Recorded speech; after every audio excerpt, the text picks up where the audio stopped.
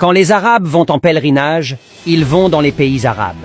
Quand les Juifs vont en pèlerinage, ils vont en Israël. Quand les Chinois vont en pèlerinage, ils vont en Chine. Quand les Indiens vont en pèlerinage, ils vont en Inde. Quand les Occidentaux vont en pèlerinage, ils vont en Occident, Vatican.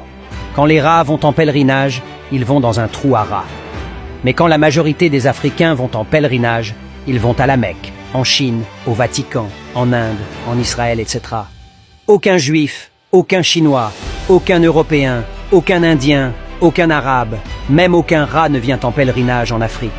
C'est toujours les Africains qui se baladent naïvement comme des prostituées spirituelles à la recherche de Dieu. On se demande si c'est Dieu qui est perdu ou si ce sont les Africains qui sont perdus. C'est bien là les signes d'un peuple égaré, déraciné, sans repère. L'embrouille, la confusion, la fuite identitaire, la diabolisation de sa culture et tradition, la célébration des ancêtres et traditions des autres, la haine de soi et de ses frères, l'amour pour les étrangers, etc. Pour ces Africains égarés, Dieu est partout sauf en Afrique. Ce n'est pas de leur faute. On leur fait croire depuis des générations que la religion ancestrale africaine, c'est la sorcellerie. Les pauvres y ont cru, alors que c'était juste une stratégie pour les éloigner de leur maison et venir les piller pendant qu'ils sont absents.